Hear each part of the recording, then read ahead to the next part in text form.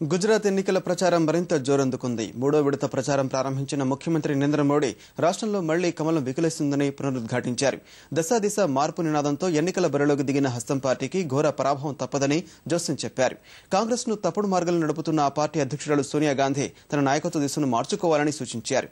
గుజరాత్ కు నిధులు ఇవ్వడంలో కేంద్రం సవతి తల్లి ప్రేమ కనబరుస్తోందని సుష్మా స్వరాజ్ విమర్శించారు. అధికార భాజపా, ప్రతిపక్ష కాంగ్రెస్ సహా ఇతర పక్షాలు భారీ ఎత్తున ప్రచారం చేస్తుండటంతో గుజరాత్ లో ఎన్నికల వేడి మరింత రాజుకుంటోంది. ఎన్నికలు దగ్గర పడుతున్న కొద్దీ విమర్శలు, రాజకీయ వాగ్బాణాలతో ప్రచారం ఊపందుకుంటోంది.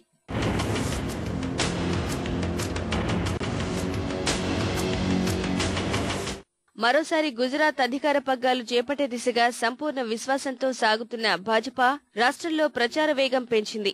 ప్రఖ్యాత సోమనాథ ఆలయంలో పూజలు నిర్వహించిన అనంతరం నరేంద్ర మోడీ మూడో విడత ప్రచారం ప్రారంభించారు. అనంతరం వివిధ ప్రదేశాల్లో జరిగిన ఎన్నికల ప్రచార సభల్లో పాల్గొని కాంగ్రెస్ పై విరుచుకుపడ్డారు. రాష్ట్రాభివృద్ధి కేవలం భాజపాతోనే సాధ్యమని పునరుద్ఘాటించారు.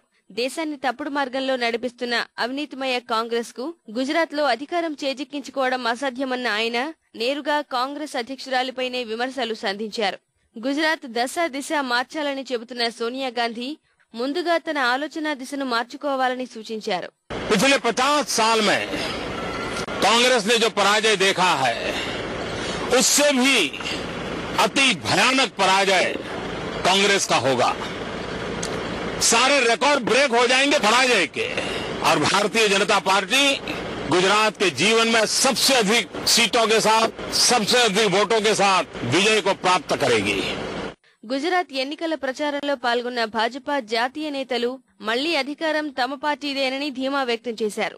బహుళజాతి కంపెనీలతో భారత స్వాతంత్ర్యానికి సవాలు పొంచి ఉందన్న ఆ పార్టీ నేత మురళీ మనోహర్ జోషి అందుకు భిన్నంగా గుజరాత్ స్వయం శక్తితో ఎదుగుతోందన్నారు. గుజరాత్ వికాసానికి నరేంద్ర మోడీ కారణమని ప్రశంసించిన సుష్మా స్వరాజ్ రాష్ట్రాభివృద్ధి కోసం భాజపాకే పట్టం కట్టాలని కోరారు. గుజరాత్ కు నిధులు ఇచ్చేందుకు కేంద్ర ప్రభుత్వం సిద్ధంగా లేదని ఆమె ధ్వజమెత్తారు. కచ్ లో ప్రచార సభలో మాట్లాడిన భాజపా అధికార ప్రతినిధి రవిశంకర్ ప్రసాద్ నరేంద్ర మోడీ కారణంగానే గుజరాత్ ఎన్నికల్ని ప్రపంచమంతా ఆసక్తిగా గమనిస్తోందన్నారు. అందువల్ల ప్రజలు ఇచ్చే తీర్పు రాష్ట్ర ప్రగతి ఆమోదముద్ర కావాలని పిలుపునిచ్చారు.